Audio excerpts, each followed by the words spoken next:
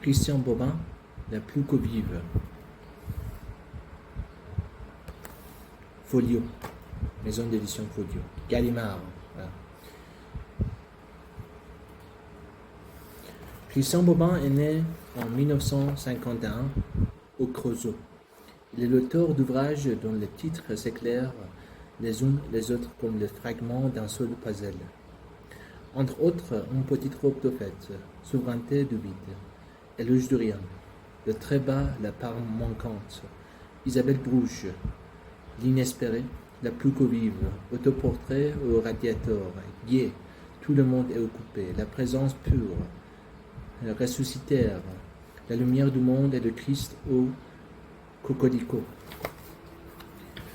La mort, comme la vie, a ses ritournelles, ses saisons et ses croissances. Aujourd'hui, nous sommes au seuil du printemps. Demain, lilas et cerisières donneront leur fête. Si je me retourne pour te voir dans ta mort déboutante, Ghislaine, me retourner n'est pas le mot qui convient. Tu as toujours été en avant, devant. Dans ce temps de dernière gel et des premières floraisons blanches, je te vois comme une jeune j'aime, J-E-W-M-E. J'aime, éclatant de rire sous les giboulées. Ton rire me manque. On peut se laisser dépérir dans le manque. On peut aussi y trouver un surcroît de vie. Le temps et l'hiver qui ont suivi ta mort, je les ai occupés à défricher pour toi ce petit jardin d'encre. Pour y entrer, deux portes, un chant et une histoire. Le chant, c'est le mien. L'histoire, je n'en suis que le conteur. Je l'offre à tes enfants, tes oiseaux de paradis, tes trois vies éternelles, Gaël, Hélène, Clémence. Je les invite à fouler la terre de ce livre, afin de s'emparer d'une lumière qui n'est à personne et dont tu fus la servante exemplaire. Ce jour-là, le soir venu, il leur dit, passons sur l'autre rive. Évangile selon saint Marc 4, 35. L'événement de ta mort a tout pulvérisé en moi. Tout sauf le corps que tu m'as fait et que tu continues de me faire, de pétrir avec tes mains de disparu, d'apaiser avec ta voix de disparu, d'éclairer avec ton rire de disparu. Je t'aime, je ne sais plus écrire, je ne vois plus que cette seule phrase à écrire.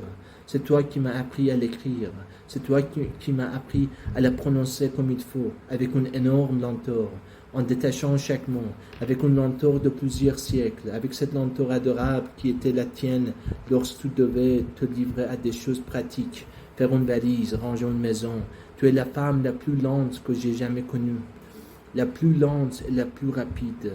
44 ans de ta vie sont passés comme un éclair très lent d'un seul coup avalé par le noir. Je t'aime, cette parole est la plus mystérieuse qui soit, la seule digne d'être commentée pendant des siècles. À la prononcer, elle donne toute sa douceur. À la prononcer comme il faut, en silence, au secret de ta mort fraîche. Le doux dernier mot ne s'entend presque pas. Il bat des ailes et s'envole. Je t'aime, Ghislaine. Il est hors de question de mettre cette parole à l'imparfait.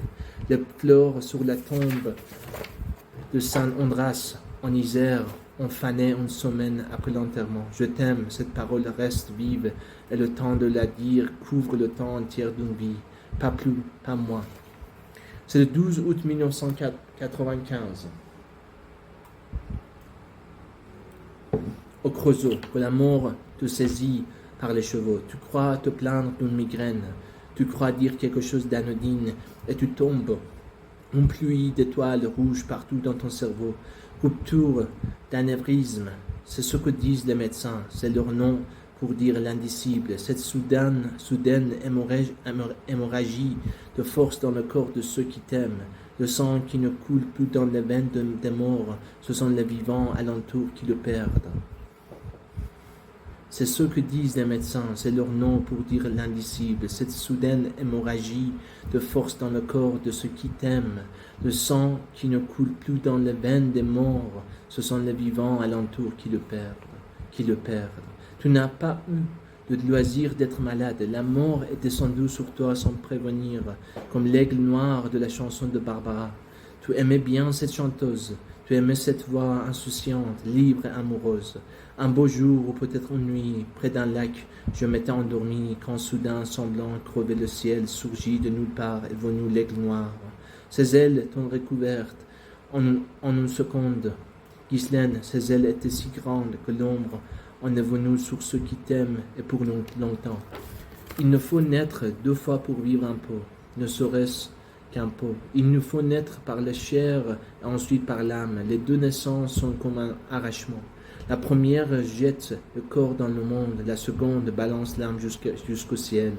Ma 2e naissance a commencé en te voyant entrer dans une pièce, un vendredi soir de fin septembre 1979, vers les 10 heures du soir. Je te rencontre ce soir-là, je suis ton premier mari. Tu arrives quand je m'apprête à partir. Tu reviens de ta vie épuisante et tu es là, devant moi, comment dire. Pour toujours, même ta mort ne peut rien contre ça. Le reste est simple, comme un jeu d'enfant. Je te suis dans ce premier mariage, puis dans ton divorce, puis dans ton second mariage. Je traverse les cases de la marelle à cloche-pied. Tu continues d'aller et je continue de te suivre. Formidable, passionnante, poétique. Pendant 16 ans, je t'ai accompagné partout et là, le 12 août 1995, je n'ai pas pu, c'était impossible. Je ne comprends pas pourquoi c'est impossible. C'est comme si tu étais derrière une vitre ou derrière l'air, derrière quelque chose qui n'est guère plus épais qu'un millimètre d'air, de lumière et de verre. Tu es juste au-delà. Quand je regarde, je ne vois rien. En regardant bien longtemps, j'écris ces lignes pour bien regarder, pour longtemps regarder ce millimètre d'air, de lumière et de verre. En regardant bien, je me dis que je finirai par voir, par comprendre, et même si mes yeux se font au noir, même si l'épuisement de mort diminue d'intensité, même si un jour je vois, je comprends, je sais que ce millimètre d'air, de lumière et de verre me restera infranchissable. Et pourtant toi, tu l'as franchi en une seconde. C'est vrai que toi, tu avais tous les dons.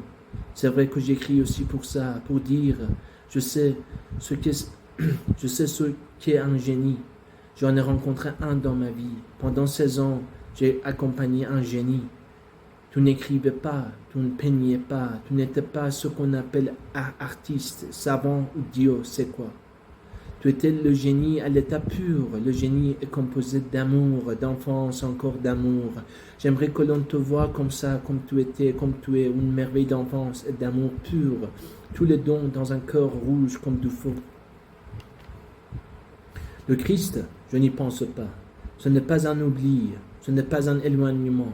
Je n'y pense pas, c'est tout. C'est toi qui me l'as donné, ou je ne sais trop comment dire, ramené, à moins qu'il ne soit trouvé prise entre nous deux. Comme dans un amour, ce qui échappe aux humeurs de l'un et de l'autre, ce qui brille malgré tout ce obscurcissement, quelque chose qui persiste, qui insiste, quelque chose où quelqu'un, mais pour l'instant, je n'y pense pas. Je ne mets pas de nom, je n'ouvre pas de Bible. Je ne viendrai à cette chose que lorsqu'elle sera épurée de toute consolation, rincée de tout imaginaire. Je sais très bien que je ne te reverrai plus sur cette terre. Je sais très bien que je ne te reverrai plus sur cette terre, que c'en est fini de ton rire sur la terre, du bruit de tes pas sur la terre. Je me contente pour l'or de ce savoir. La douceur qui me venait de toi me vient encore. Elle est aujourd'hui portée à son extrême. Elle sort de ton caveau ouvert où j'ai vu, longtemps vu et contemplé ton cercueil de bois clair et les 2 autres cercueils pourris, comme des dents noires dans une bouche malade. Juste au-dessus du tien, cette vision m'est précieuse. Je la garde près de moi. Je cherche une lumière qui peut tenir à côté. Je cherche cette lumière en t'écrivant. C'est comme un travail que tu me laisses, et ce travail est encore un don, le plus pur peut-être. Je te rends grâce, Ghislaine. J'ai tout perdu en te perdant. J'ai tout perdu en te perdant, et je rends grâce pour cette perte. Je t'aime comme un fou, je cherche douceur, lumière, amour dans cette folie, et quant au Christ, on verra bien. Belle, vie belle, de cette beauté que donne un visage de femme, le grand air de la liberté, belle, gaie, douce, attentive, distraite, insouciante, fatiguée, légère, insupportable, adorable, désordonnée, riante, désespérée, chantante, songeuse, désordonnée encore et lente, très lente et libre, belle comme la vie.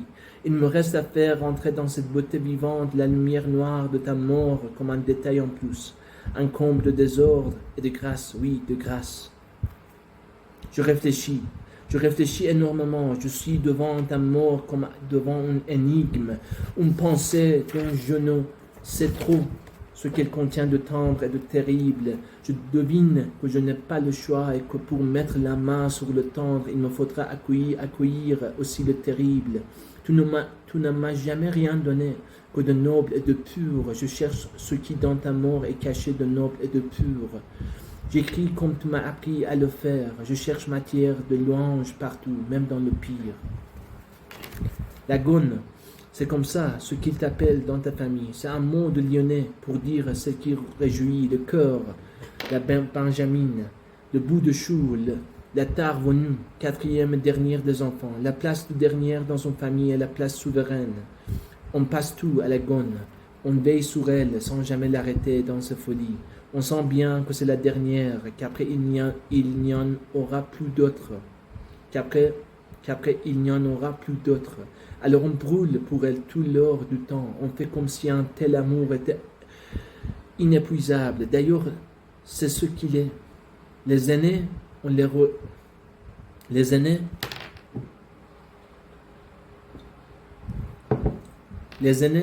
reconnaît plus tard à leur trop grand sérieux. Et à cet empêchement qu'ils en ont parlé d'eux-mêmes. Ils ont reçu de plein fouet l'angoisse de parents trop jeunes, la crainte des parents de mal faire. Les aînés ont mis sur eux le fardeau de ne jamais décevoir. Difficile de chanter avec un tel poids sur les épaules. Quand survient un deuxième enfant, le premier se voit accablé d'honneur. On lui dit cette parole inaudible. Ton petit frère ou ta petite sœur est là. Il faut que tu sois plus responsable. Alors que les dernières, mon Dieu, les dernières, on ne leur demande rien. Qu'ils soient là est miracle. Les parents ont vieilli. Ils ont compris que les enfants, ce n'est pas sorcier. Ça pousse à travers nos erreurs. La gonne est à 2 mois ce qu'elle sera à 20 ans, à 40. Inespérée, comblée, on lui passera tout. Ses bêtises, ses amours, ses maris, sa lenteur, son désordre. Et parce qu'on ne lui demande rien, elle répond sans arrêt. De la plus fine réponse qui soit, petite Ghislaine assise sur la terrasse de la tour du Pin, pieds nus dans le jardin de Saint-Andras, tu sais à peine marcher. Tu as déjà compris le monde et que l'amour y manque même quand il est bien là. Alors tu remplis ta mission de gonne, tu occupes ta place de dernière. Tu donnes l'amour qu'on t'a donné et tu le donnes au centuple.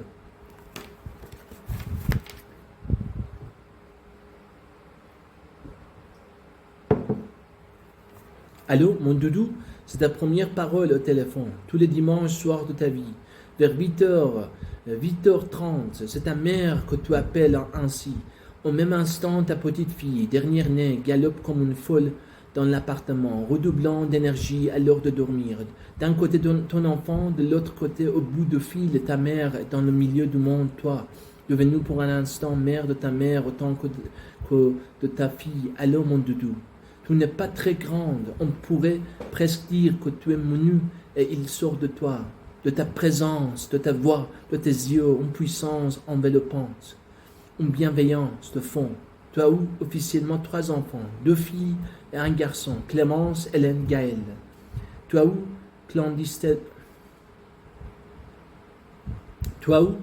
clandestinerie des dizaines d'enfants. C'est incroyable le nombre de personnes que tu as aidées. Rassurer, conforter, nourrir, veiller. Lorsque j'écris sur la mère dans mes livres, je n'écris presque sur elle, c'est sur toi que j'écris. Tu es une mère parfaite, je précise, une mère parfaite est celle qui, comme toi, donne son amour sans compter, sans attendre qu'on lui rende la monnaie. Et surtout, elle ne vit pas que pour ses enfants, elle vit ailleurs aussi, elle vit d'autres amours, elle est pleinement là dans chaque geste ou chaque mot. Allô mon doudou, elle est immédiatement ailleurs, ou si l'on veut. Les meilleures mères sont ce que le monde appelle des mauvaises mères, celles qui ne pensent pas qu'à leurs enfants, Ou si l'on vaut encore, les meilleures mères sont celles qui n'oublient pas d'être aussi avec autant d'intensité, femme, amante, enfant. Je ne sais comment faire entendre une chose aussi simple. Je ne sais comment expliquer l'évidence, ce que sont les meilleures mères, une seule phrase pour le dire, elle convient pour le tout de ta vie comme pour le bloc de ta mort. Elles se donnent et s'en vont. Pour parler des mères, des fées, des amantes, des petites filles, des sorcières, il me suffisait de te regarder. Maintenant, il faut que j'apprenne à voir de front, de face, sans passer par la clarté de ta présence sur la terre. Ta mort m'est un sévrage.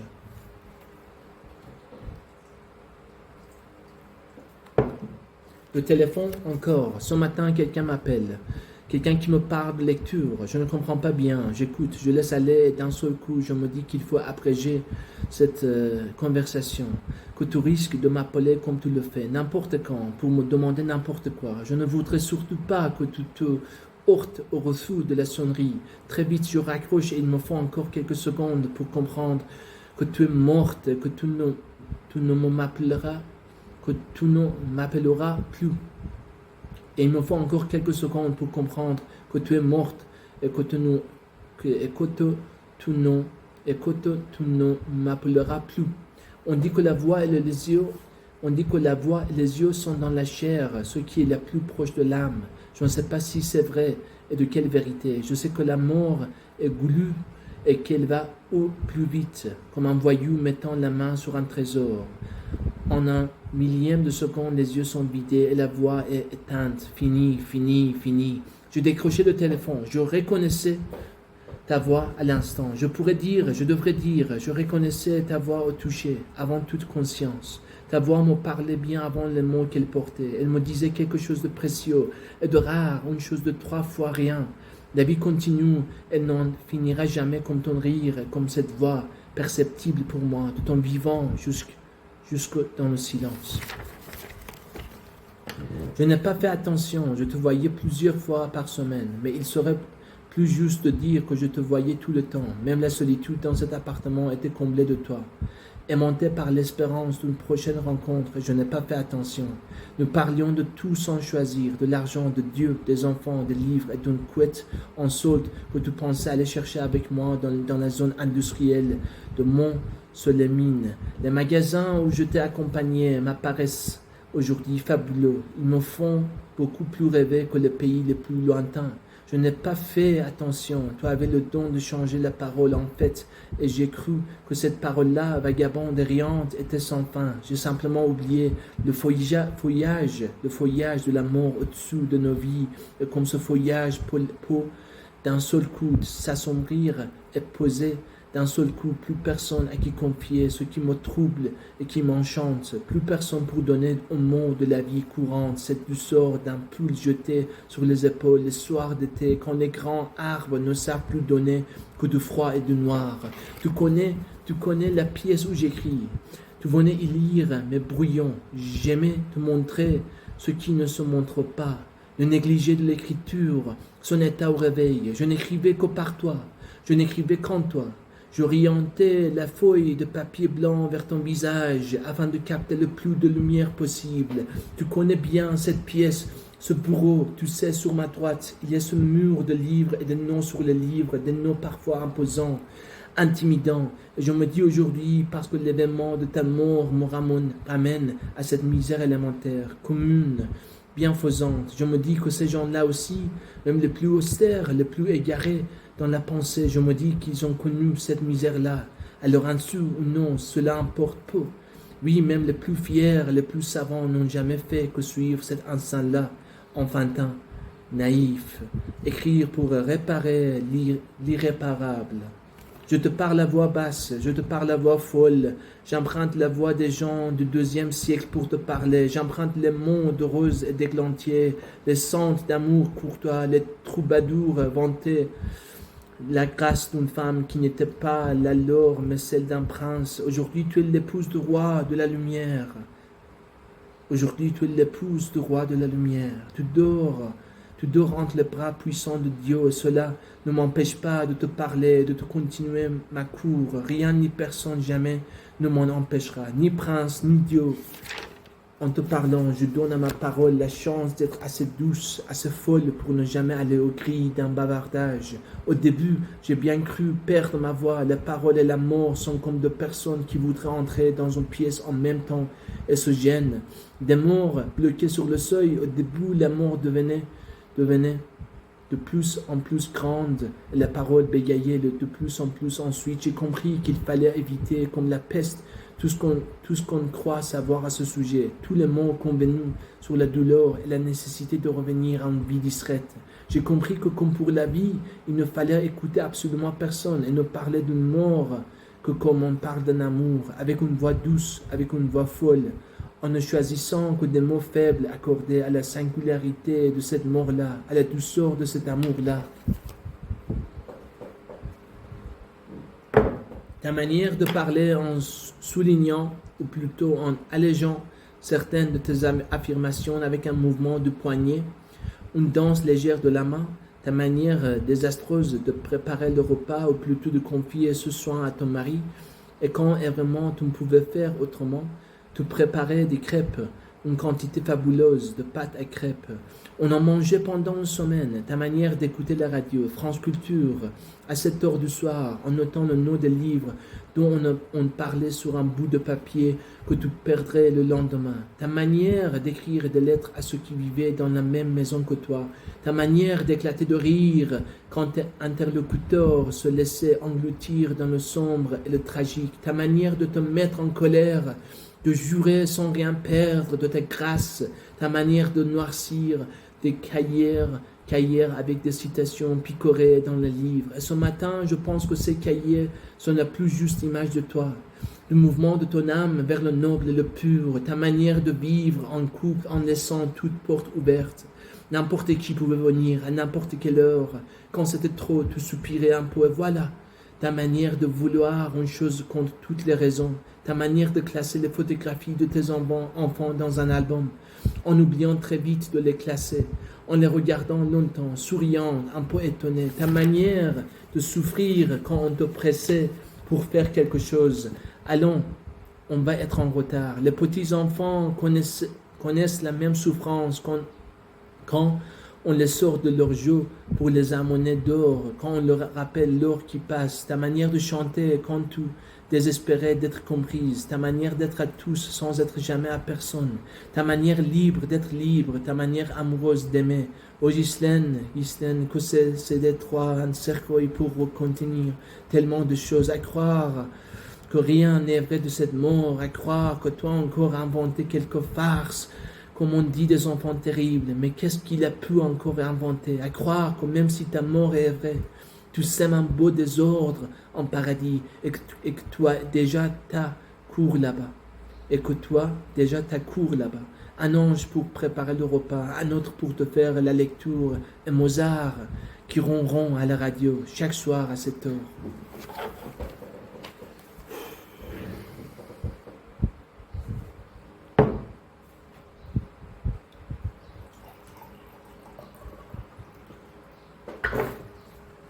Je n'ai jamais pu supporter la moindre critique te concernant.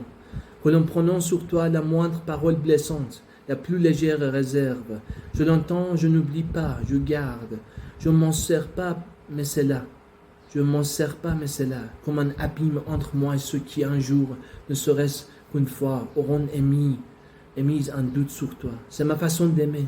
C'est la seule que je connaisse. Ce n'est pas que tu sois parfaite. Ce n'est pas non plus que tu sois une sainte. Même les saintes, surtout elles, quand on entend ce qu'elles disent, elles le disent clairement. Même les saintes se jugent à juste titre les dernières des dernières. Et cela en raison d'une loi spirituelle élémentaire. Plus on s'approche de la lumière, plus on se connaît plein d'ombre. Il n'y a pas de saintes. Même les saintes le disent. Il y a du noir, il y a parfois une fée qui invente une source dans le noir. Moitié source, moitié fée. De toi, il ne m'est jamais venu que du bien. Ou plus précisément, plus merveilleusement, même quand de toi, il me venait du mal, ce mal tournait immédiatement en bien. Tu m'as fait reconnaître pourquoi le taire, le grand délire de la jalousie. Tu m'as fait connaître pourquoi le taire, le grand délire de la jalousie. Rien ne ressemble plus à l'amour et rien ne lui est plus contraire, violemment contraire. Le jaloux croit témoigner par ses larmes et ses cris de la grandeur de son amour. Il ne fait qu'exprimer cette préférence archaïque que chacun a pour soi-même. Dans la jalousie, il n'y a pas 3 personnes. Il n'y en a même pas 2. Il n'y en a soudain plus qu'une en proie au bourdonnement de sa folie. Je t'aime donc tu me dois tout. Je t'aime donc tu me dois tout.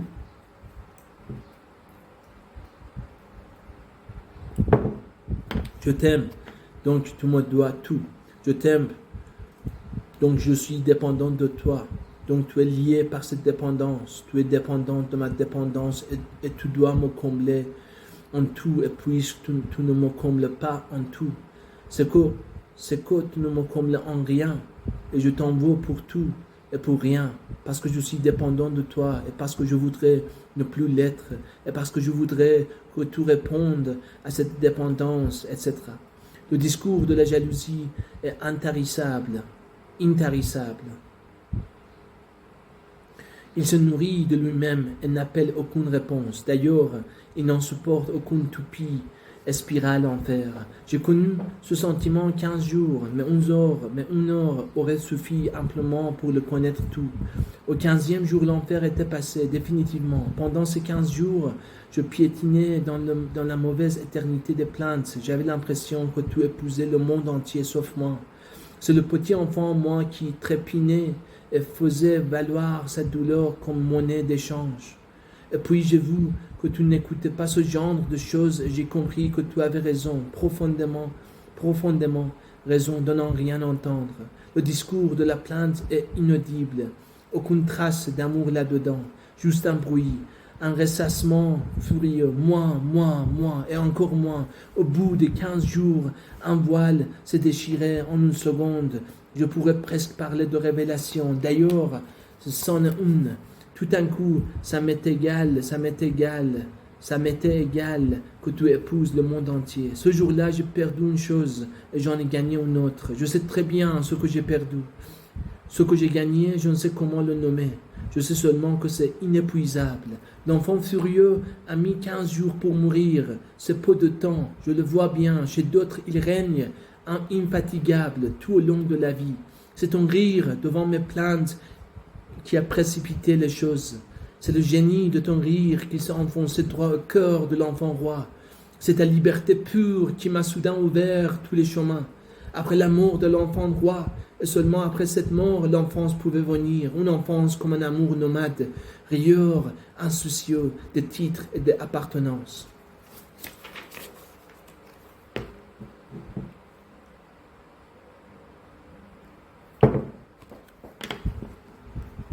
Si, comme ça, calmement, simplement, je cherche à formuler ce que j'aime en toi, je dirais que c'est ta liberté, c'est-à-dire ce point de ton corps où tu devenais à toi-même imprévisible, c'est-à-dire encore ce qui dans ton corps contrariait les désirs que l'on pouvait concevoir de toi, c'est-à-dire enfin de ton amour et ton intelligence, car l'amour réel, l'intelligence charnelle et la liberté vécue ne font en nous qu'un seul cœur battant volant. Ce qui m'échappe dans ta mort m'échappait déjà de ton vivant. La mort ne change pas une vie en destin. Mourir ne referme pas le vivre à sa dernière page. Texte enfin déchiffrable. Même aujourd'hui, je ne peux t'imaginer autrement que réfractaire, échappé, ton corps fouillant dans la lumière. Je t'ai toujours su inaccessible, même dans la plus claire proximité. Je t'ai aimé dans ce savoir, couverte d'enfants, mariée 2 fois, prise dans 1000 liens. Je n'ai jamais vu de personne plus libre que toi, plus libre, plus intelligente et plus aimante, puisqu'il s'agit 3 fois du même mot, puisque chacun de ces mots séparés des deux autres est vide de nerfs, de sens et de tout. C'est imprévisible et cela vient de n'importe quel horizon. La nouvelle de ta mort m'est délivrée par petites touches, par à-coups. Je crois à chaque fois l'avoir entendue, apprise, comprise, puis non. C'est comme si tu étais parti à l'étranger, sans laisser ton adresse, mais en écrivant. Et comme là-bas, il n'y a ni encre ni papier, tu te sers de n'importe quoi pour des lettres. Une odeur de seringa ou de violettes, tes fleurs préférées, un mouvement de lumière, ou comme aujourd'hui l'image d'une allée d'arbres à la télévision. Je ne sais pas pourquoi une si faible image me remet devant ta mort. Ce n'était même pas un arbre réel, juste des points de couleur sur un écran, et voilà, j'ai à nouveau appris que nous promenions. J'ai à nouveau appris que nous ne nous promènerions plus ensemble. J'ai à nouveau appris que nous ne nous promènerions plus ensemble, que le bruit de vent dans les feuilles d'acacia avait divorcé d'avec la rumeur de ton rire. J'apprends chaque jour ainsi. Il faut croire que j'oublie au fur et à mesure. Nous les vivants sommes devant la mort de bien mauvais élèves. Nous, les vivants, sommes devant la mort de bien mauvais élèves. Les jours, les semaines et les mois passent, et c'est toujours la même leçon au tableau noir.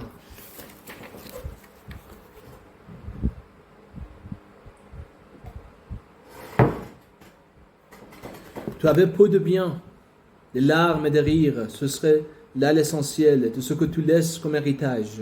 Les larmes, n'en parlons pas. Le rire, il roule dans la gorge de ta petite fille de 4 ans, Clémence, endiablée, joueuse, charmeuse. Il éclate dans la voiture entre moi et ta grande fille de 15 ans. Hélène, tu sais comment on est à cet âge et comment on va vite à l'essentiel. Elle me dit dans un voyage combien elle trouve désolante.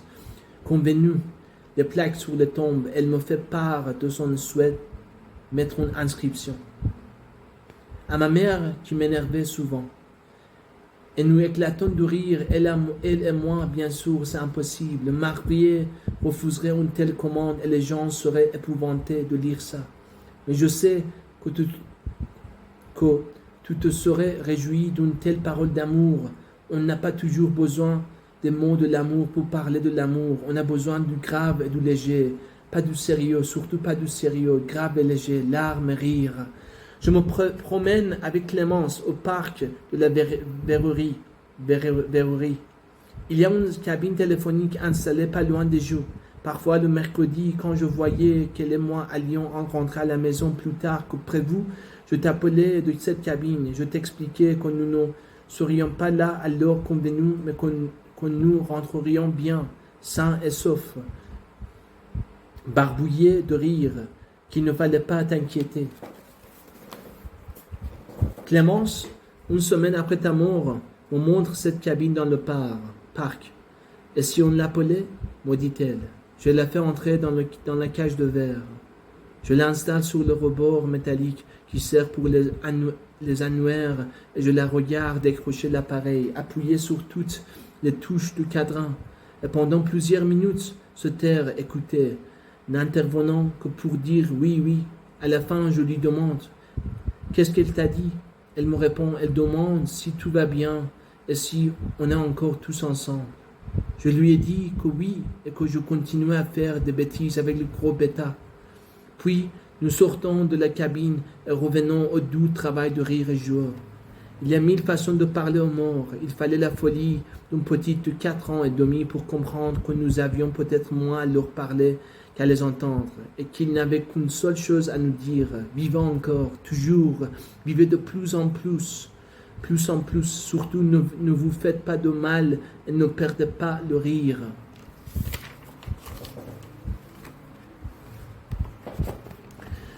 Si je ne disposais que de 2 mots pour te dire, je prendrais ces 2-là, déchirée et radieuse. Si je ne disposais plus que d'un seul, je garderais celui-là qui contient les 2 autres, aimantes. C'est un mot que tu portes à merveille, comme ce foulard de soie bleue autour de ton cou, au sourire dans tes yeux lorsqu'on venait de te blesser. Il y a chez toi, en toi, disséminé dans ta vie, dans tes gestes, tes silences, tes rires, une pensée ininterrompue, profonde, grave. Jusqu'au dernier jour, tu es en proie à une question dont tu cherches la réponse. Le samedi 12 août 1995 à 13h, tu es dans la salle de réanimation de l'hôtel Dio du Creusot. On va bientôt t'emmener par hélicoptère à Dijon. Il t'a laissé quelques heures de vie et peut-être le mot de vie ne convient-il plus pour dire ces heures-là. Tu as un visage paisible, les yeux fermés comme au plus fort d'un songe, au bord de résoudre un très ancien problème. Je ne sais pas si tu as trouvé la fin au fond de l'énigme. Je sais que ta vie durant, tu n'as cessé de vouloir répondre à cette question, toutes les autres étant secondaires. Qu'est-ce que l'amour? C'est la noblesse de ne t'être jamais satisfaite d'aucune réponse. Même lorsque tu formulais quelque chose à ce sujet, c'était de manière interrogative. Je viens de relire une carte que tu m'avais envoyée, représentant le baiser de Rodin. Au dos, tu m'écrivais ceci. Ce n'est pas moi, c'est toi qui souligne les 2 derniers mots. Je voudrais que toute la vie soit ce baiser sublime, le plus beau, nature, enfant, promenade, le plus dur, travail, vie sociale. Même les disputes entre les amants devraient être à l'image de ce baiser. Tout ne serait-il pas gagné si ce baiser embrassait la plénitude et le manque éternel? Tu as 11 ans quand ton père mort. Sa photo ne t'a jamais quitté. Elle te suit, noir et blanc, grand format, dans les maisons que tu habites. C'est ta mère qui t'a élevé. Ce sont les mères, elles seules, qui vivent dans le plein temps des familles. Dans les premières années des enfants, les pères sont à demi présents, des ombres un peu bruyantes. Quand ils s'installent enfin, vers les 5-6 ans de l'enfant, tout ou presque est accompli. Ils amènent avec eux cette poussière de dehors où ils ont vécu tout ce temps, cette rudesse des principes, cette obligation de se faire à la sauvagerie, de vivre en société. C'est ta mère qui t'élève, ta mère est aussi ta grand-sœur, Marie-Claude. À ta naissance, ta mère lui a dit qu'elle craignait de bientôt disparaître et qu'il faudrait qu'elle veille sur toi, comme une petite maman clandestine, une mère enfantine. Tu auras toujours eu ainsi des anges d'appoint, et quand ils manquaient, tu allais les chercher dans les livres par exemple. C'est drôle, les familles. Elles se volent éternelles, et dans un sens, elles le sont. On n'y change plus jamais de la vue qu'on y a des enfants, même quand ils grandissent. Cette vue est prise très tôt et pour toujours. On ne voit pas, on n'imagine pas les ombres qui traversent le corps d'une adolescente. Sagement penchée sur un livre écrit par une jeune femme à peine plus âgée qu'elle, Emily Brontë, Les eaux de Ourlève. Les eaux de Ourlève.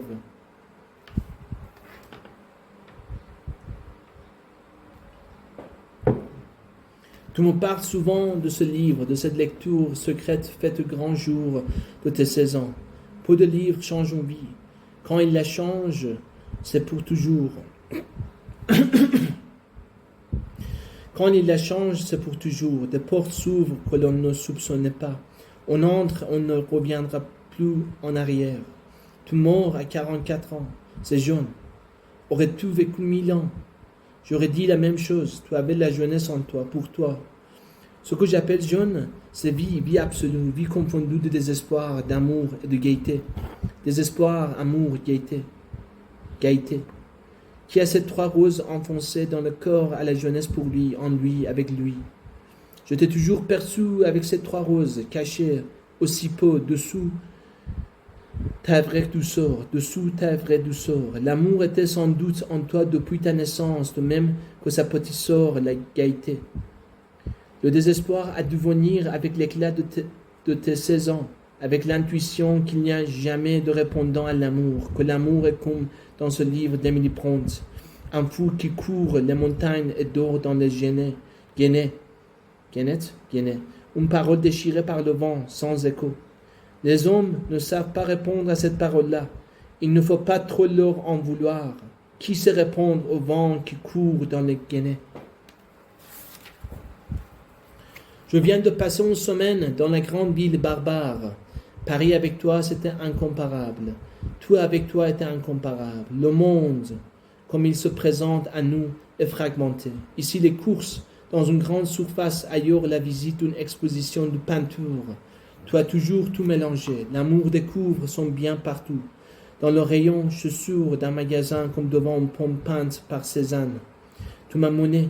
Non, il faut que j'écrive au présent pur, au présent seul. Il faut que j'écrive au plus que parfait du présent seul. Tu me mènes très loin dans ta vie quotidienne. jusqu'à ce point où la vie quotidienne et l'amour éternel ouvrent le bal dans les bras l'un de l'autre. C'est un soir à Paris, nous allons voir un film, comme on dit un vieux film, de Treyer, Ordé. Quelle étrange expression. On ne part pas d'un vieux livre, et ce film-là est aussi bouleversant qu'un livre. Ordé, cela veut dire le verbe. La première image est celle de haute herbe et d'un linge séchant sur un fil, d'un linge blanc fouetté par le vent noir. Toujours la même histoire, toujours l'histoire du vent qui hurle dans les hauteurs. Mais là, quelqu'un sait lui répondre, quelqu'un entre en conversation avec le Dieu venteux et sombre. Ce quelqu'un est un idiot. Il traîne dans une maison où une femme mort pendant ses couches, et cet idiot, aidé par une petite fille, par la petite enfant de la morte, cet idiot est persuadé de la résurrection des corps et des âmes, des corps aussi, des corps surtout. Il est affolé par ce qui brûle dans son corps, même le prêtre qui est là, au fond, dans le fond, n'y croit pas. Il n'y a plus pour croire à l'incroyable que l'idiot est son double limpide, la petite fille. Et voilà que l'idiot, pressé par l'enfant pour répondre à la demande enfantine, s'approche du cercueil ouvert et appelle à la mort, lui dit, même lui crie, ça suffit comme ça. Tu reviens maintenant, tu retournes près des tiens. Tu n'as pas fini ton travail, et ce sont les mains qui bougent les premières, ce sont les mains croisées sur le ventre de la morte qui bougent lentement. Puis un sourire sur le visage et les tons de vie qui font retour, et plus rien sur l'écran que le visage de cette femme épuisée par sa mort, trempée par les eaux de la mort et revenue demi-parlante, ne sachant plus que bégayer la vie, la vie, la vie.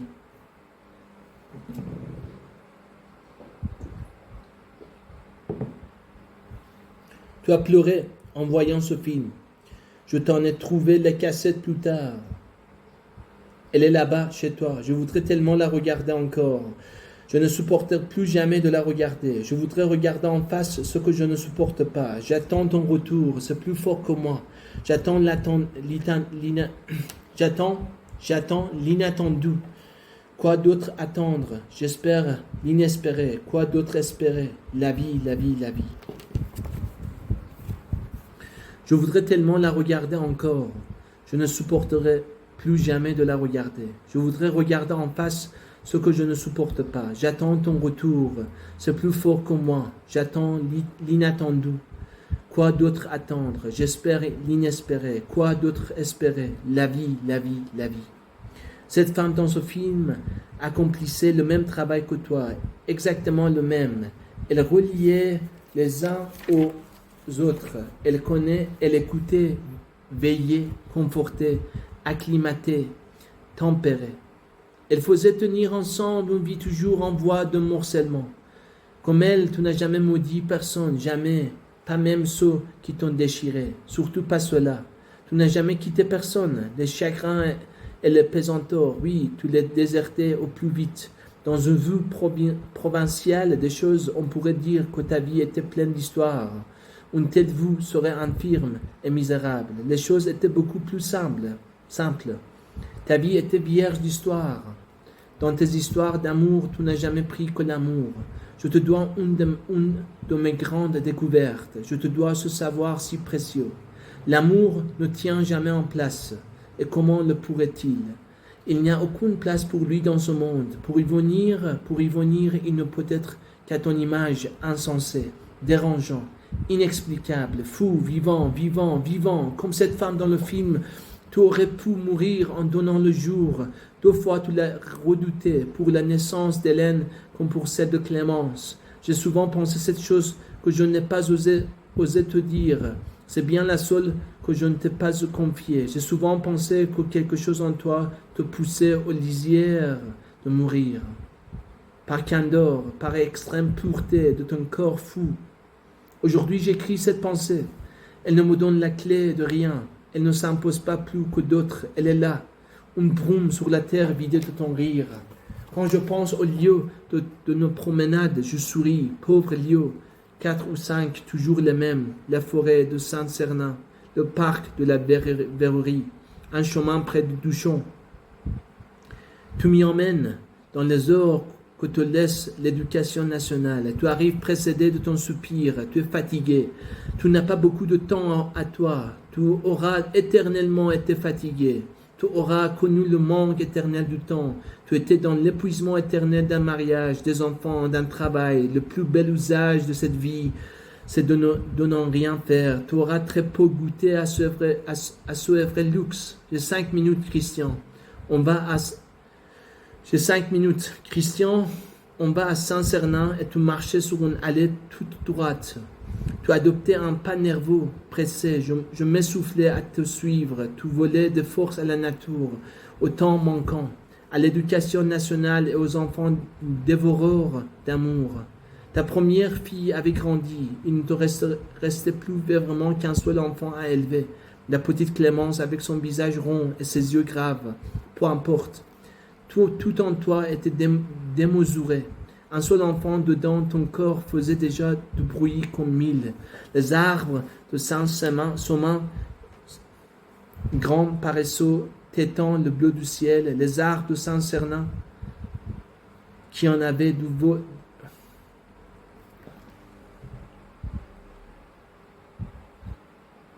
Les arbres de Saint-Cernin, grands paresseux, tétant le bleu du ciel. Les arbres de Saint-Cernin, qui en avaient vu d'autres, nous regardaient passer au pas de charge. 5 minutes. Christian, il faut que j'aille chercher la petite à l'école, que je corrige un paquet de copies, que j'achète de l'huile et des pâtes, que j'écrive une lettre. Il faut que je sois ce qu'on nous demande d'être à toutes, parfaite, en plus légère dans cette perfection, et non seulement légère mais disponible, et non seulement disponible mais parfumée, élégante. Tous les jours jouer à Cendrillon et toute la journée se demander comment diable changer les citrouilles en carrosse et 5 minutes de promenade en 5 siècles de bonheur. Marche plus vite, Christian, et jette cette cigarette. Tu ne profites même pas du bon air. On va jusqu'à Sapin, on fait demi-tour. Ça va, ce n'est pas trop court. Ce n'est pas trop court pour toi?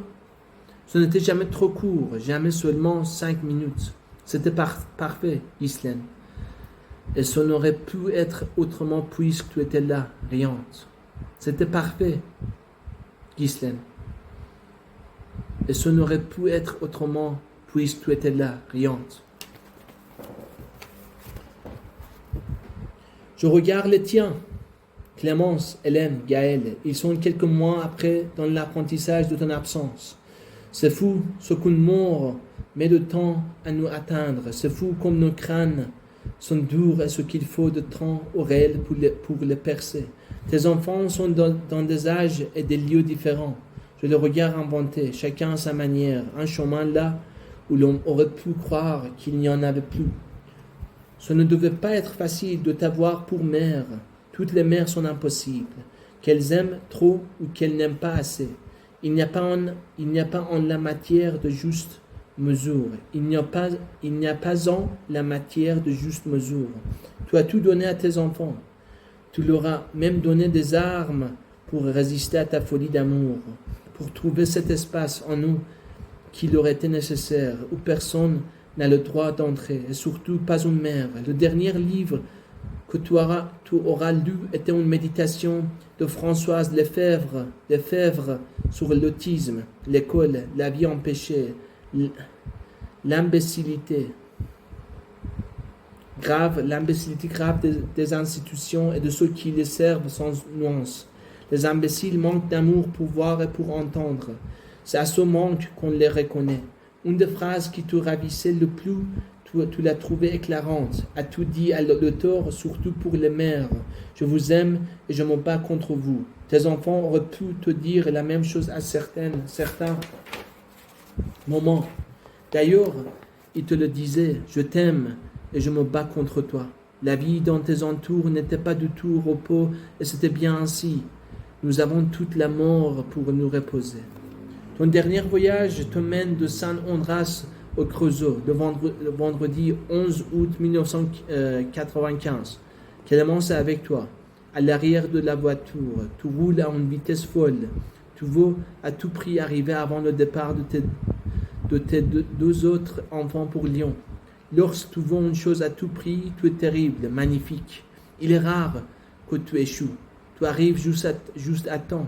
Les trois sont maintenant dans la cour, plaisantant avec toi, plaisantant de toi, Clémence, Hélène, Gaëlle. Tu auras pu les voir alors que la faux commençait dans l'ombre à s'abattre sur toi. Tu auras ri presque jusqu'au dernier instant avec les trois amours essentiels de ta vie.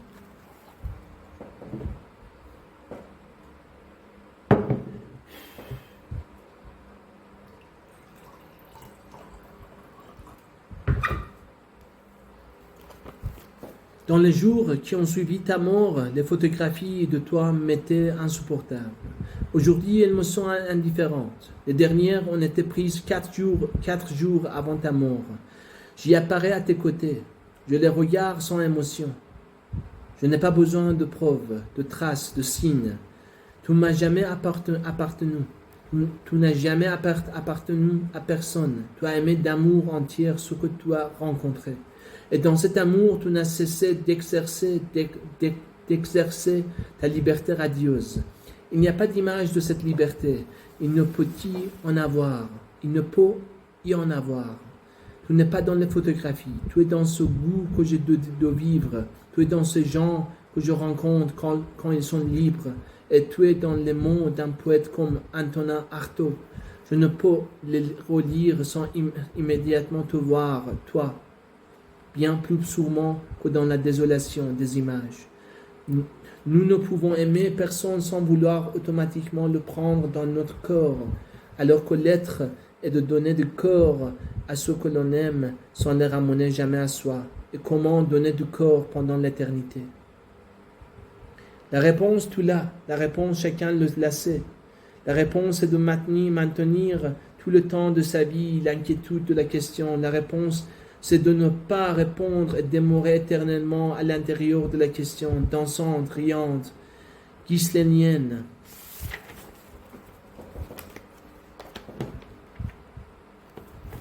J'écris sous la lumière de cette phrase d'Artaud. J'écris pour te donner à voir. Je n'ai aucune inquiétude pour toi. Que cette vie ne soit qu'une étincelle dans le néant. Ou qu'elle soit l'écran de notre vie, peu importe. Dans les deux hypothèses, néant ou Dieu, tu as fini ton travail sur cette terre, le 12 août 1995. Tu n'as abandonné personne. Tu t'es simplement engouffré dans cette mort comme tu allais partout, droit à l'essentiel, et d'une manière rude. Ton visage, proche de ceux caressés par les peintres de la Renaissance, ne diffusait pourtant qu'une grande douceur. Ce n'était pas mentir, la douceur était en toi, elle était brute. La douceur n'est rien de gentil ni d'accommodant. La vie est violente, l'amour est violent, la douceur est violente. Si nous sommes tant surpris par le rudesse de la mort, c'est peut-être que nous avons mis nos vies dans des zones trop tempérées, tièdes, presque fausses. Tu es adoré, adulé, comblé, choyé, et tu n'as pas une vie facile. Personne n'a une vie facile. Le seul fait d'être vivant nous porte immédiatement au plus difficile. Les liens que nous nouons de la naissance, de la première brûlure de l'âme au feu de souffle, ces liens sont immédiatement difficiles, inextricables, déchirants. La vie n'est pas chose raisonnable. On ne peut, sauf à se mentir, la disposer devant soi sur plusieurs années comme une chose calme, un dessin d'architecte. La vie n'est rien de prévisible ni d'arrangeant. Elle fond sur nous comme le fera plus tard la mort. Elle est affaire de désir, et le désir nous voue au déchirant et au contradictoire. Ton génie est de t'accommoder une fois pour toutes de tes contradictions, de ne rien gaspiller, de te forcer à réduire ce qui ne peut l'être. Ton génie est d'avancer dans la déchirure, avec la déchirure, par la déchirure. Ton génie, c'est de traiter avec l'amour sans intermédiaire, d'égal à égal. En tant pis pour le reste, et tant pis pour le reste. D'ailleurs, quel reste? Avec le temps, bien des gens lâchent. Ils disparaissent de leur vivant et ne désirent plus que des choses raisonnables. Ils disent, c'est la vie, c'est comme ça, il y a des choses impossibles. Il vaut mieux ne plus en parler, ne même plus y penser, puisque c'est comme ça, impossible. Toi, Tu n'as jamais rien cédé. Tu as toujours tenu ton impatience serrée contre ta douceur. Désespéré de l'amour, c'était pour toi une manière d'aimer encore. Tes yeux le disaient, ta voix le disait, ta vie entière le disait. Tu n'étais qu'amour à tel point que je me demande ce que la mort a pu saisir en toi. Parce que ça, elle ne peut faire main basse dessous. Nous lisons mal et bien trop vite. Dans cette parole si connue de Thérèse d'Avila, le mot important que néglige presque tous les lecteurs est le mot « comme ». L'amour est fort comme la mort. Tu n'as jamais rien cru d'autre.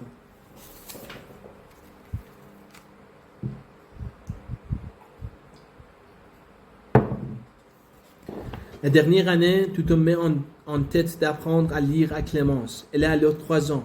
Elle aime les livres et à la bibliothèque municipale, elle choisit volontaire les plus épais.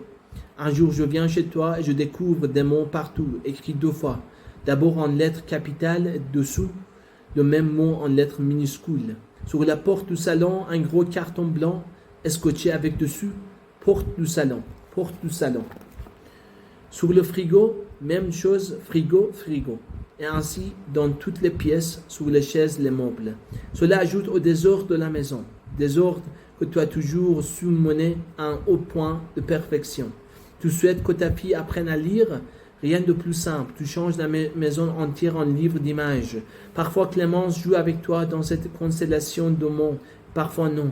Cela ne l'intéresse plus. Elle va ailleurs, vers d'autres choses. Tu n'insistes pas. Ton désir, si fort soit-il, ne t'assourdit pas.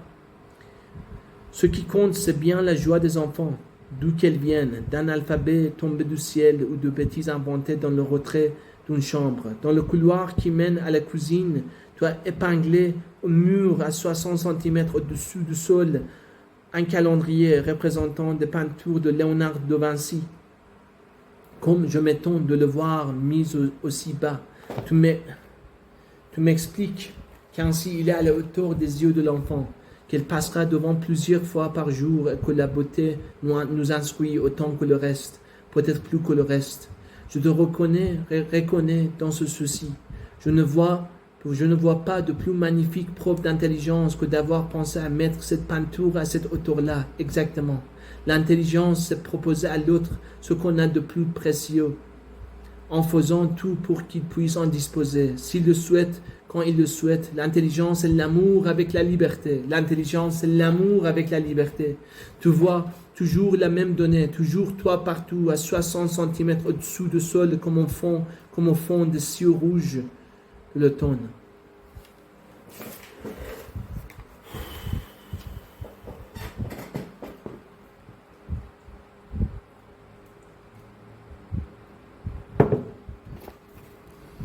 Je te vois traverser le petit arpent de terre qui sépare, ou plutôt qui relie à San András, la maison de ta mère à la maison de ta sœur, un terrain en pente douce. En haut, près de la première maison, un sapin gigantesque, son allure mi-créneau. On dirait un de ces adolescents, comme il en pousse dans les familles, on les regarde à 12 ans. Ils sont encore en train de jouer au billes. On se retourne 3 ans après, ils sont devenus des gens mal habiles, empêtrés d'eux-mêmes. En bas, devant la seconde maison, un tilleul, moins haut que le sapin, plus ventru, sourd de lui, presque innotable. L'été, il s'amuse à éparpiller la monnaie de ses feuilles sur la toile cirée de la table en dessous. Je ne sais pas comment ces 2 arbres ont été informés de ta mort. Ils ont bien dû se rendre compte le mercredi 16 août 1995, jour de l'enterrement, qu'il y avait auprès d'eux beaucoup plus de monde que d'habitude et que tout ce monde faisait étrangement bien peu de bruit. Tu adorais San András. Tu venais y faire provision de repos, de lecture, d'amitié. Ces 2-là, le sapin et le tilleul, l'adolescent et le notable, tu les as aimés.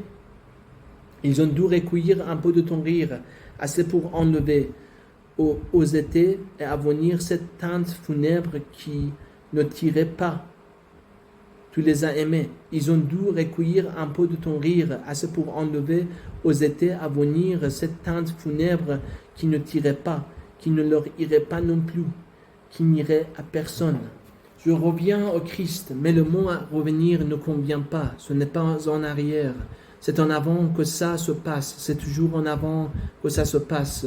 Je vais donc au-devant de cette parole sauvage du Christ. Laissez les morts enterrer les morts.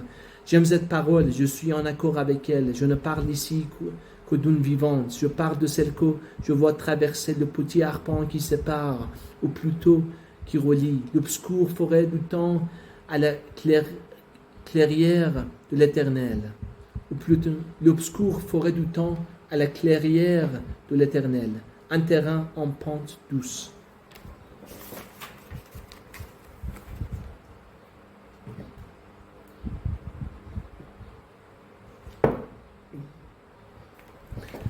J'écoute le requiem de Forêt. Enfin, je l'écoute dans ma tête. Je n'ai plus le disque. Je ne le retrouve plus. J'ai beaucoup trop de disques ici, beaucoup trop de livres, beaucoup trop de tout. J'écoute sans rien cette musique, douce comme de l'eau. Un requiem, et pourtant l'amour n'y parle que de la vie.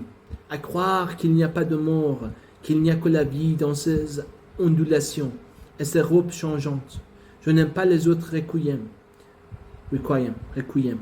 Les machineries de Mozart ou Verdi célèbrent l'amour à crâne de pierre. Elles font entrer la nuit en froid cortège. Je n'aime que cette musique, que je n'ai plus besoin d'entendre une main de lumière sur ton visage éteint, une douceur longtemps poursuivie. Depuis 10 ans, tu faisais partie d'une chorale et cette année, tu devais chanter le requiem de Forêt. Voilà, tu ne le chanterais pas. Je n'ai plus besoin de ce disque et il ne me manque pas. Je me demande ce matin de quoi j'ai besoin. Du silence peut-être, de ce silence comme du sable où viennent battre toute parole, toute musique. J'écris pour gagner ce silence. Au lendemain de ta mort, j'ai pensé que je n'écrirais plus. La mort nous rend souvent ainsi. La mort nous mène à des enfantillages. Il y a quelque chose de péril dans la mélancolie. On veut punir la vie parce qu'on estime qu'elle nous a punis. On est comme ces enfants qui boudent et bientôt ne savent plus sortir de leur bouderie. Et puis, très vite, j'ai su qu'il me restait au moins un livre. Au moins celui-là, c'était tout de suite ou dans 10 ans. Maintenant, j'y vois clair. C'est tout de suite et ce sera aussi dans 10 ans. Sur le disque de Forêt, il y avait le requiem. Et juste après le cantique de Racine, j'ai longtemps confondu les deux œuvres en une seule. Le cantique est doux comme neige. Dans 10 ans, je ferai venir la neige dans un autre livre sur toi. Dans 10 ans, où sera tout? Toujours dans ce silence, toujours dans cette douceur qui imprègne les heures de chaque jour sans passer avec elle, sans passer avec elle, sans passer avec elle.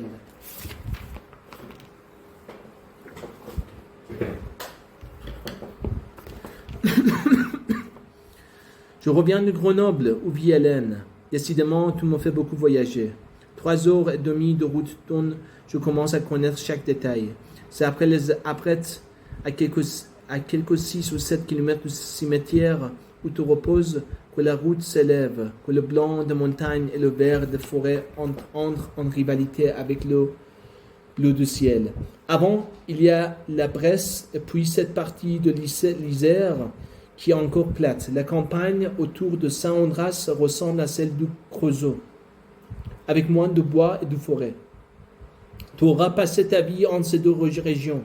La Bourgogne et le Dauphiné.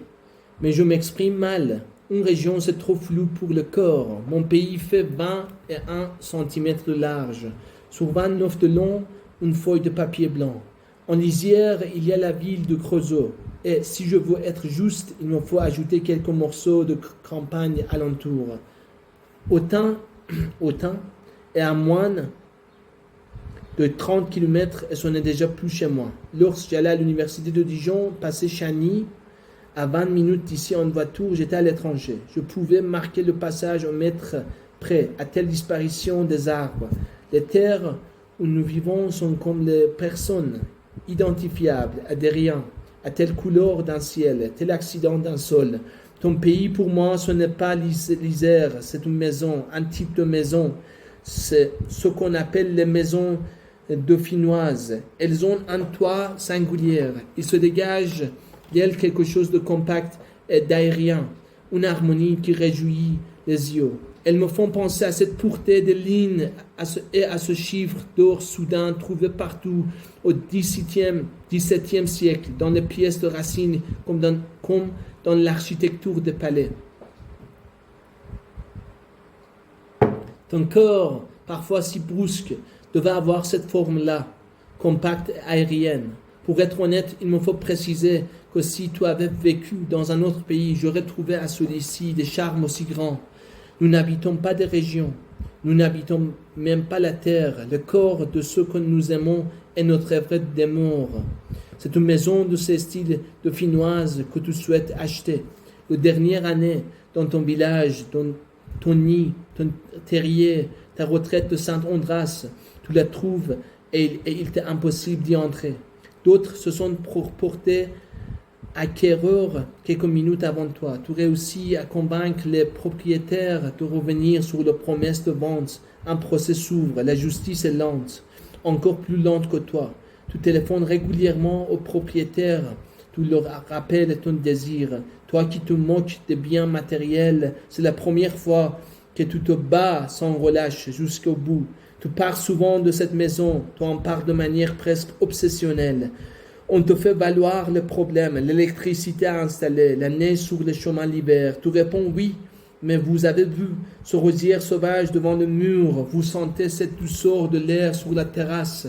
Vous ne trouvez pas que ce petit jardin en pente est plein de charme.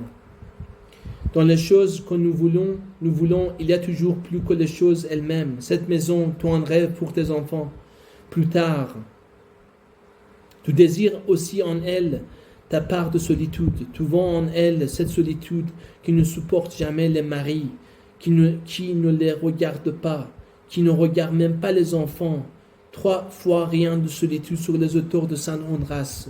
Une pièce presque vide où penser, rêver, lire, attendre, un endroit dans ce monde où tu n'aurais plus à répondre présente quand on te parle, un petit espace dauphinois de solitude, de lumière et de calme.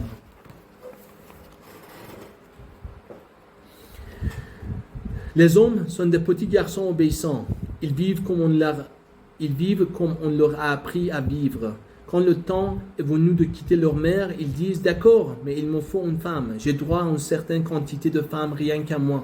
Il me faut une femme dans mon lit, à ma table, une mère pour mes enfants et pour moi qui resterai inguérissable de mon enfance. Et parce qu'il leur semble que le meilleur moyen de tenir une femme, c'est encore de l'épouser. Alors ils épousent et prennent le mariage comme un flot de plus, une corvée inévitable comme celle du travail salarié ou des courses à faire le samedi. Quand ils ont leur femme, ils n'y pensent plus.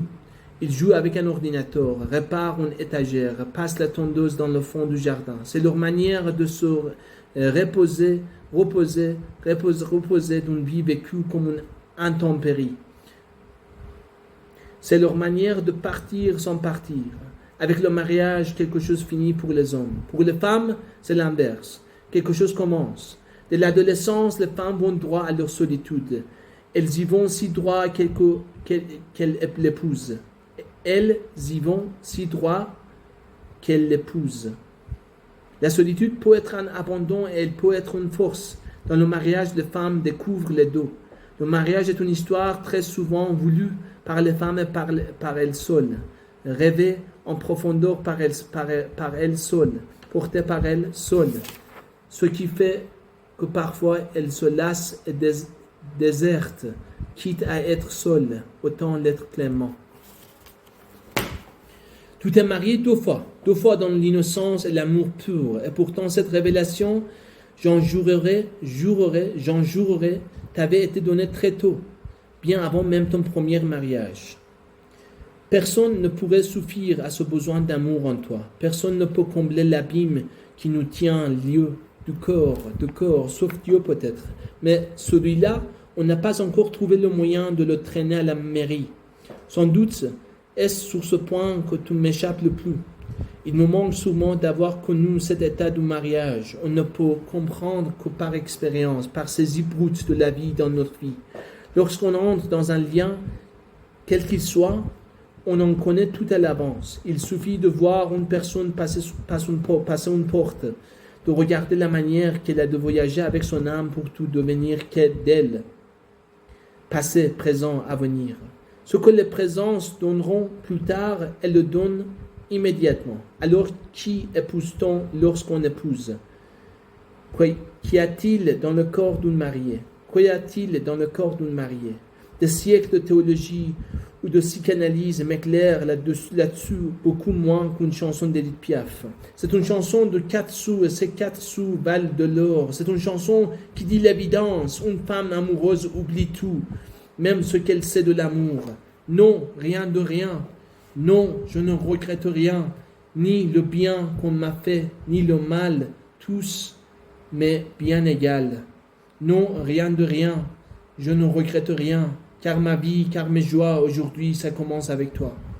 Non, rien de rien, non, je ne regrette rien, ni le bien qu'on m'a fait, ni le mal, tout ça m'est bien égal. Non, rien de rien, je ne regrette rien, car ma vie, car mes joies, aujourd'hui, ça commence avec toi.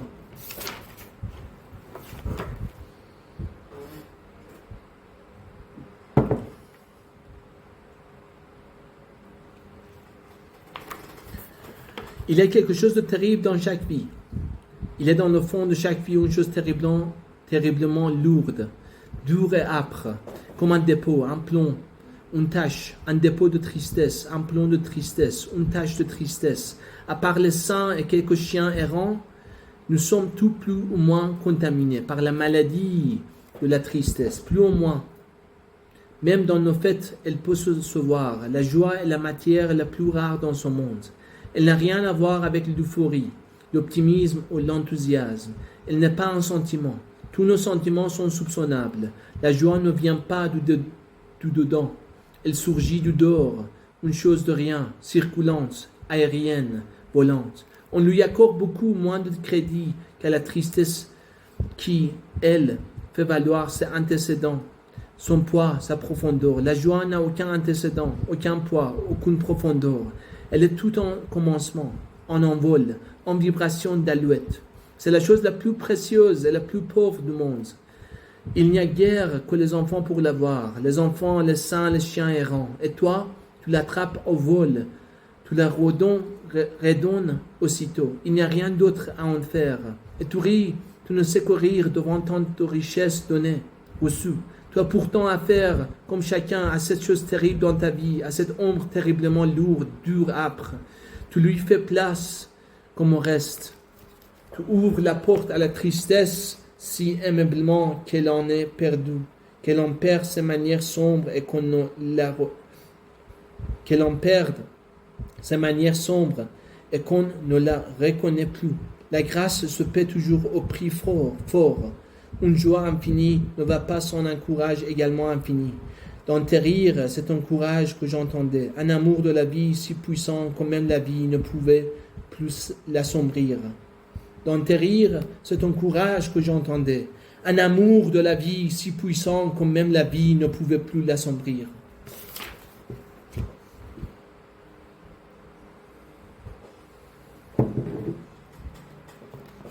La première neige a plané, frivole, au-dessous de la terre, froide. Elle est venue en avant-garde, n'est pas restée. Et repartir légère, 3 petits tours, 2 heures de danse, la neige et un enfant, la mort et un enfant, l'amour et un enfant, la mort comme l'amour nous donne même stupeur blanche, l'amour comme la neige, la mort comme l'amour réveille en nous les fièvres de l'enfance. L'amour saisit des nouveaux-nés, des vieillards ou des fées de 44 ans et demi, juste avant de les prendre, elle leur enlève l'orage. La mort, l'amour et la neige nous ravissent hors du temps. Devant la neige, nous sommes tous des enfants. Devant l'amour, nous sommes tous des enfants. Devant la mort, nous sommes tous des enfants. La neige est un enfant en robe blanche, une petite fille qui fait ses premiers pas sur terre, une petite fille d'1 an et demi, elle apparaît, elle disparaît, elle réapparaît l'année suivante et elle a toujours le même âge. Elle ne vieillit pas. Tu lui ressembles désormais. Tu as jusqu'à la fin des temps 44 ans et demi. Tu avais peur de vieillir. Tu ne vieillirais plus, tu ne vieilliras plus, Tu ne vieilliras plus et ton nom, jusqu'à la fin des temps, à le prononcer, fera venir sur le bout de ma langue cette fraîcheur de premiers flocons de neige. 3 petits tours, 2 heures de danse. J'étais content de voir cette première neige. J'étais heureux et malheureux. Je commençais la litanie de ne plus jamais. Tu ne verras plus jamais de neige. Tu ne verras plus jamais de lilas. Tu ne verras plus jamais du soleil. Tu es devenu neige, lilas, soleil. J'étais triste et heureux de te retrouver là, dansante comme toujours entre ciel et terre, éparpillée en lumière blanche, si fraîche, si jaune. 3 petits tours, 44 ans, 2 heures de danse, neige, lilas, soleil, encre. Je te retrouve partout, toi qui n'es plus nulle part. Je te retrouve même dans le livre. Après ta mort, j'ai eu du mal avec la lecture. Ça va un peu mieux maintenant. Un titre suffit. Le regard sur un titre de livre. Je tourne la tête vers la bibliothèque. Les 2 livres que j'avais mis debout sont toujours là. Tu avais vu leur titre. Maintenant, tu es passé en eux. Dans la douceur qu'ils donnent, dans la neige qui brille sous ce titre. Le miroir des âmes simples est anéanti. Ma vie sans moi. J'ai ajouté un 3e titre que tu ne connais pas. J'ai mis debout un 3e livre. Je l'ai retrouvé hier sous mon lit. Sa recouverture à moitié déchirée ou plutôt rongée. Il y a quelques années, Hélène avait un lapin. Pour des vacances, tu m'avais demandé de le regarder. Je l'avais sorti de sa cage et il avait transformé l'appartement intérieur. La nuit, il rongeait des livres, pas n'importe lesquels. Je suppose qu'il était attiré par le goût et l'odeur de certains papiers. Ce livre-là, un livre de philosophie, devait lui plaire beaucoup. Il a dévoré la moitié de la couverture. Le titre reste lisible. La présence totale. Je l'ai ouvert et j'ai trouvé cette phrase. Le petit livre qu'on va lire exprime un acte de confiance dans la pensée et dans la vie. J'ai refermé le livre et j'ai souri. Ce n'était pas la peine d'aller plus loin. Tu étais là, entière dans la gaieté de quelques mots. Après ta mort, je n'ai pu toucher que des livres de philosophie. Je ne leur demandais ni sens ni réponse. Je sais bien qu'ils ne peuvent pas les donner. Non, ce qui me touchait, c'était leur voix, leur style, leur ton. Il y a quelque chose de calmant dans la philosophie. Une manière de parler du vivant comme si on était déjà mort. Cette période-là n'a pas duré. Ce qui dure, c'est le courrier. Les lettres que je reçois comme écrivain. Les demandes qu'on me fait. Je n'y réponds plus depuis le 12 août 1995. Je n'y répondrai plus. Ta mort poursuit en moi le travail de ta vie. Elle me délivre, elle me détache, elle donne à ma vie l'apaisanteur de ce titre. Ma vie sans moi, le miroir des âmes simples et anéanties. La présence totale, je regarde souvent ces livres, puis je reviens à la fenêtre. Si éclairant soient les grands textes, ils donnent moins de lumière que les premiers flocons de neige.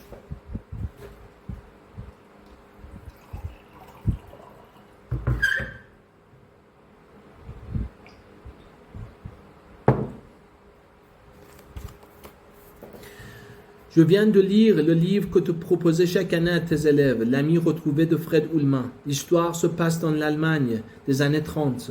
C'est une histoire éternelle, celle de la barbarie naissante et comment elle se glisse dans les têtes les plus faibles. J'aurais aimé assister à tes cours, entendre tes commentaires sur ce livre, mais je les entends. Tu n'as jamais passé de compromis avec ce monde. Tu es allé jusqu'à ta 44e année avec un corps de 16 ans. Et dans ce corps, il n'y a aucune place pour la lassitude résonnante. La résignation au pire. Tu as eu le temps de voir ton métier entamé par la logique de ce monde marchand. Ouverture de l'école aux entreprises, adaptation d'un système périmé. Les discours n'ont pas manqué. Les discours de la servitude ne font jamais défaut. Proposer la lecture de Fred Ullmann, c'était donner au esprit un appui, le calme et la stupeur indispensables à toute pensée juste. On ne sait jamais ce que deviennent les paroles que l'on profère, les phrases que l'on écrit.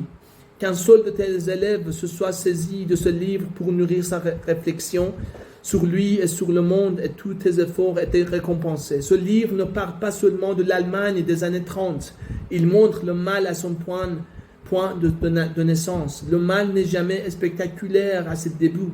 Le mal commence toujours gentiment, modestement, on pourrait dire humblement. Le mal s'insinue dans l'air du temps comme de l'eau sous une porte. D'abord presque rien, un peu d'humidité. Quand l'inondation survient, il est trop tard. Le mal a pour auxiliaire la tiédeur et le bon sens de braves gens. Le pire dans cette vie aura toujours été amené par ce qu'on appelle de braves gens. J'aurais aimé te montrer cette lettre de Dostoïevski que je viens de découvrir. Savez-vous qu'il y a énormément de gens qui sont malades de leur santé précisément, c'est-à-dire de leur certitude démesurée d'être des gens normaux. Je ris en écrivant cette phrase, je ris de l'évidence. Tu n'étais pas du tout normal, Ghislaine. Tu étais admirablement folle. Tu étais admirablement folle. Le monde n'est si meurtrier que parce qu'il est aux mains de gens qui ont commencé par se tuer eux-mêmes, par étrangler en eux toute confiance instinctive, toute liberté donnée de soi à soi. Je suis toujours étonné de voir le peu de liberté que chacun s'autorise, cette manière de coller sa respiration à la vitre des conventions, et la bouée que cela donne, l'empêchement de vivre, d'aimer. Tu avais, Ghislaine, la plus belle respiration qui soit, la plus humble, la plus ample et la plus fraîche. Et c'est peut-être ce qui rend ta mort si vive. On dirait la mort d'un enfant, un pesanteur soudain accru du monde, presque plus d'air. Le visage m'ont éclairé dans ce monde. Ces deux visages sont aujourd'hui retournés sous la terre. Le premier souriant, le second riant aux éclats. Ils continuent de me donner tout leur faux, même la première souriant, le second riant aux éclats. Ils continuent de me donner tout leur faux, même là où ils sont, sous la terre noire profonde. Le premier visage est celui d'une femme. Elle a sur la photographie une trentaine d'années. Deux visages m'ont éclairé dans ce monde. Ces deux visages sont aujourd'hui retournés sous la terre. Le premier souriant, le second riant aux éclats. Ils continuent de me donner tout leur faux, même là où ils sont, sous la terre noire profonde. Le premier visage est celui d'une femme. Elle a sur la photographie une trentaine d'années. On ne voit pas son corps, seulement son visage et son buste. Elle porte un chemisier de dentelle fine. Elle regarde droit devant elle. Elle sourit légèrement. C'est un visage qui sort d'une nuée de dentelle blanche, avec dans ses entours la nuit des temps. Cette époque que l'on appelle l'entre-deux-guerres. C'est la mère de ma mère. Je ne l'ai vue que 2 fois. La première fois, je suis petit. Je rends visite avec ma mère à une vieille dame dans une maison avec beaucoup de couloirs. La deuxième fois, on la sort d'un casier pour la mettre dans un cercueil. Elle a vécu pendant 40 ans, un peu plus, un peu moins, dans des hôpitaux psychiatriques. Paranoïa, c'est le nom de la maladie. Un nom comme un trousseau de clés, un nom fermé à double tour. Le malheur comme la richesse s'entasse sur plusieurs générations. Il suffit ensuite d'une seule personne pour le consommer tout. Je ne sais presque rien des ancêtres de cette femme, dans quel lointain s'était conçue sa souffrance. La maladie n'est jamais une cause, la maladie est une réponse, une pauvre réponse que l'on invente à une souffrance. Je connais la réponse, je ne sais pas quelle était la question. Dépression, puis manque de médicaments et frivolité des médecines de l'époque. L'internement devient un jour inévitable. J'ai connu son mari, il est resté jusqu'à sa mort chez mes parents. Ce n'était pas un mauvais bougre, simplement ce n'était pas le genre d'homme sourd qui une femme peut s'appuyer. Ce genre d'homme qui recherche les femmes existent-ils, j'ai, comme tout le monde, des yeux pour voir. Et je vois, j'écris suivant ce que je vois. Dès que j'ai commencé à écrire, je me suis retourné vers cette photographie. Pourquoi je l'ignore? De cette ignorance, je tire force et clarté. Le second visage, bien sûr, c'est le tien. Il ressemble au premier comme une photo à son négatif. Tout y est mais renversé. La folie chez toi tourne à la vie. Tu es la personne la plus saine que j'ai jamais vue.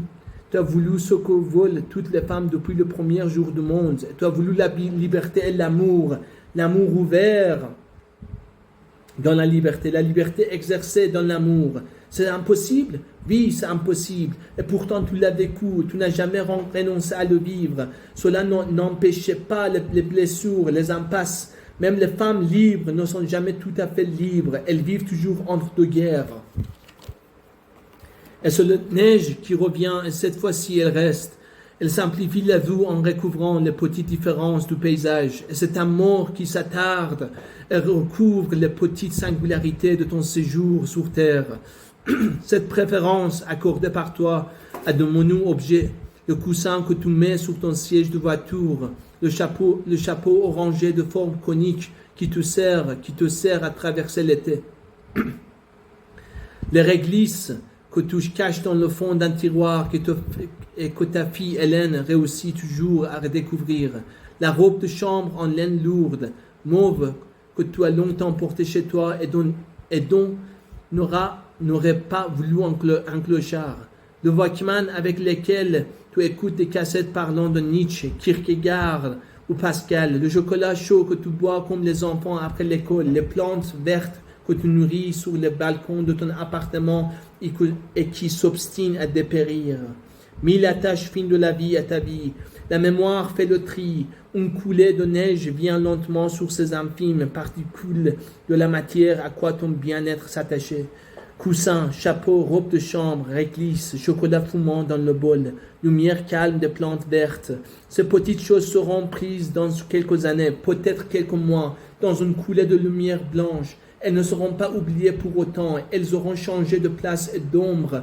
Elles ne diront plus la douceur de vivre sur terre, elles seront devenues des images colorées de ta vie éternelle, là où tu es, qui n'est pas un endroit, qui n'est pas un espace, là où tu es. Je t'imagine et je ne peux pas ne pas t'imaginer buvant un chocolat chaud, enveloppé dans ta vieille robe de chambre mauve.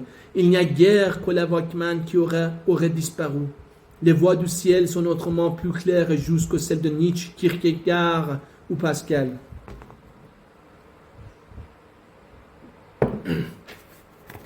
Les voix du ciel, je ne sais pas ce que j'écris lorsque j'écris de telles choses. Les voix du ciel, je voudrais bien les entendre, mais pour l'instant c'est impossible. Il faudra qu'à mon tour j'accomplisse ce pas minuscule que tu as fait dans la matinée du 12 août 1995. Il faudra qu'à mon tour j'aille voir de l'autre côté de l'air de la lumière. En attendant ce jour, je n'ai que cette terre pour réfléchir. En attendant, tout se passe ici, maintenant, comme dit la vieille prière. Maintenant et à l'heure de notre mort. J'aime cette formule usée, vieillotte, ces trois mots agglomérés comme trois morceaux de cire fondus au bas d'un chandelier. Maintenant et à l'heure de notre mort. Le temps dans cette prière n'est fait que de ces instants, l'instant présent et l'instant de mourir. L'avenir n'est rien, le passé n'est rien, il n'y a que l'instant présent, jusqu'à ce que celui-ci coïncide avec celui de notre mort. L'amour est encore la meilleure façon d'employer cet instant, une manière de séjourner auprès de ce que la vie a de plus faible, a de plus doux.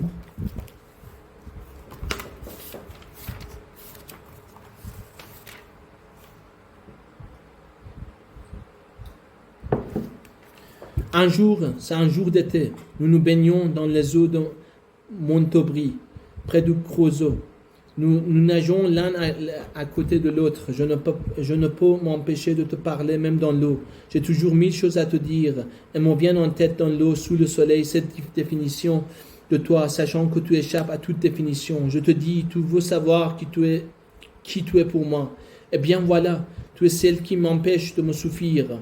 J'ai une grande puissance de solitude. Je peux rester seul des jours, des semaines, des mois entiers, somnolent, tranquille, repu de moi-même comme un nouveau-né. C'est cette somnolence que tu es venu interrompre. C'est cette puissance que tu as renversée. Comment pourrais-je jamais t'en remercier?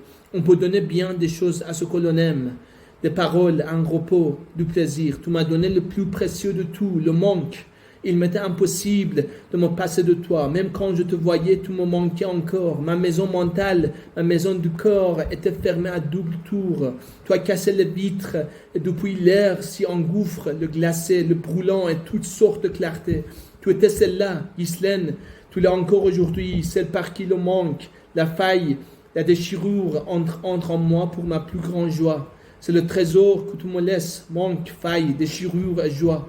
Un tel trésor est inépuisable. Il devrait me suffire pour aller de maintenant en maintenant jusqu'à l'heure de ma mort. 3 jours avant ta mort, tu es encore à Saint-Andras. Tu me proposes une promenade jusqu'à Pont-Rouge. Ce pont est à 300 mètres de la maison de vacances. Il n'a de rouge que le nom. C'est une promenade que tu fais souvent quand le temps te manque. Je t'apprends en marchant que je vais écrire un livre prochain sur toi, directement sur toi. Tu souris et je te dis que j'ai déjà la première phrase.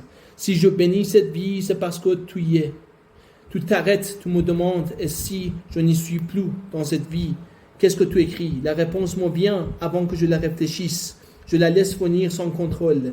Elle ne me satisfait pas, même tant pis. J'ai pour principe de laisser les choses venir en désordre dans la parole comme elles sont. Je te dis, si un jour tu n'es plus dans cette vie, je continuerai de la bénir et de l'aimer. Alors tu éclates de rire et tu me dis radieuse. C'est très bien comme ça. C'est tellement mieux comme ça. Promets-moi d'écrire la phrase dans son entière quand tu feras ce livre. Sinon tu feras de la littérature et il ne faut jamais faire de littérature. Il faut écrire, ce n'est pas pareil. Promets-moi. Je te le promets. Nous parlons aussi de d'autres choses. La mort qui venait de couper l'air semblait si lointaine que nous l'avions déjà oubliée. On va bientôt changer de calendrier. La cage de 1995 va se refermer sur toi et c'est égal.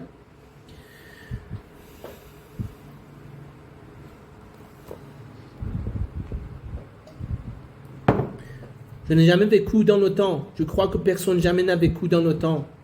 Dans le vide, oui dans le désert, oui mais pas dans le temps. Nous vivons dans le vide ouvert par un événement. Nous allons d'un événement à l'autre et il faut parfois des années pour qu'un événement succède à un autre. Entre les deux, le vide. Enfin, pas tout à fait. Survient parfois la belle lumière d'un visage, d'une parole, d'un geste. J'ai une passion pour les visages. Contempler les visages est mon activité première. Contempler suppose d'être en retrait. Quand on est dans une chose, on ne sait plus la voir. On ne peut être qu'en retrait dans cette vie. On ne peut jamais être entièrement dans cette vie. Cette vie comme cette mort sont bien trop étroites pour le corps qu'elle nous donne. Il y a toujours en nous quelqu'un qui n'est pas là. Quelqu'un qui regarde et se tait. Quelqu'un pour qui il n'y a que très peu d'événements.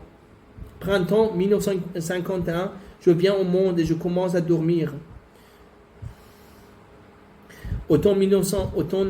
Automne 1979, je te rencontre et je m'éveille.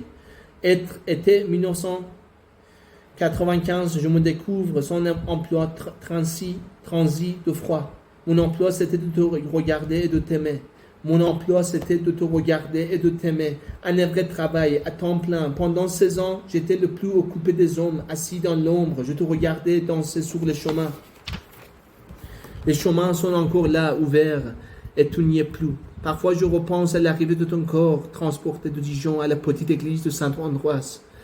2 heures avant la cérémonie, ma pensée comme une abeille tourne autour du cercueil que des employés sortent de fourgon pour le placer dans l'église, près du maître-autel. Quelque chose a lieu là, pour toujours. Ce quelque chose n'est pas tout et n'est pas rien. Ce quelque chose a un coup de sang dans les yeux, une impossibilité de penser, de voir plus loin. Un rappel au réel, comme on dit, un rappel au règlement. Je suis toujours dans la vie, je suis toujours en retrait. Je contemple toujours les chemins. J'y regarde ceux qui te ressemblent le plus. Ceux qui brûlent, dansent, chantent, espèrent, surprennent, réjouissent. Oui, c'est bien ceux qui te ressemblent le plus. Et ce n'est pas toi, et c'est toi encore. Je regarde la neige blanche, et je vois des roses rouges. Je regarde la neige blanche de cette fin de l'année et je vois les roses rouges devant la maison de ta sœur à San András. Le rosier n'est aujourd'hui qu'un tourment de bois noir et pourtant je ne pense pas aux roses rouges. Je les vois dès maintenant. Je vois leur rougeur, leur gaieté, la balançoire pas très loin et la grande étendue d'herbe verte. Je vois ce qui n'est pas encore et ce qui reviendra en plein hiver, la nuit d'été. J'entends cette chanson qui tu n'entendras pas plus, qui tu n'entendras.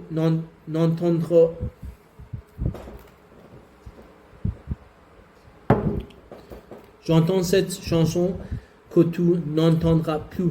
Sur la plus haute branche, un rossignol chantait. Chante, rossignol, chante. Toi qui as le corps gai, moi j'ai là à pleurer.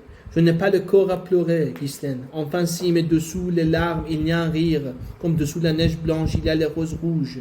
Rien de cette vie n'est vain. Rien de cette vie ne dépend de nous. Cette vie nous est donnée et avec elle nous est donné bien plus que ce qui nous sera repris le jour de notre mort. Je me sens léger sous des tons de neige noire. Je me sens souriant alors de quitter ce livre. Il y a un temps pour parler, un temps pour se taire. Je vais traverser cet hiver en silence. On ne peut s'approcher d'une rose rouge qu'en silence. J'ai au corps un tourment de bois noir. Je vais laisser tout ça virer au rouge et au clair. Je n'ai aucun doute sur le lieu où tu es réellement. Tu es caché dans le corps de rose rouge. Lorsque je vais au cimetière, je regarde ta tombe. Elle est couverte de noms. Je ne pense rien alors. Je ne pense que des choses triviales. Je me dis que tu es là à 2 mètres sous mes pieds. 2 mètres ou 3, je ne sais plus. Et je ne crois pas à ce que je pense. Et ça vient d'un seul coup. Ça vient lorsque je me retourne. C'est là que je te vois. Dans l'amplitude et l'ouvert du paysage. Dans la beauté sans partage de la terre et du grand ciel. Toi, partout à l'horizon. Toi, partout à l'horizon. C'est en tournant le dos à ta tombe que je te vois. C'est entendu, Ghislaine. C'est entendu. Je continuerai à bénir cette vie où tu n'es plus. Je continuerai à l'aimer. Je l'aime de plus en plus.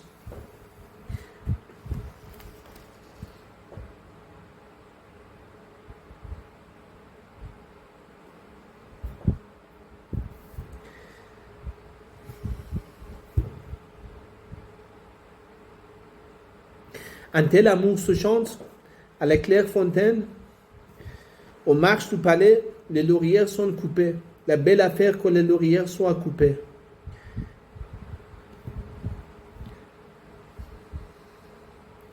J'irai quand même au bois de ramasser. Si la cigale y dort, ne faut pas la blesser. Le chant du rossignol viendra la réveiller.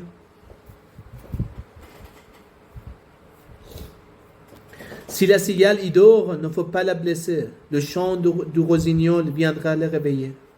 C'est entendu, Ghislaine, c'est entendu. Je continuerai à bénir cette fille où tu n'es plus. Je continuerai à l'aimer. Je l'aime de plus en plus. Un tel amour se chante à la claire fontaine, aux marches du palais. Les lauriers sont coupés. La belle affaire que les lauriers soient coupés. J'irai quand même au bois les ramasser. Si la cigale y dort, ne faut pas la blesser. Le chant du rossignol viendra la réveiller.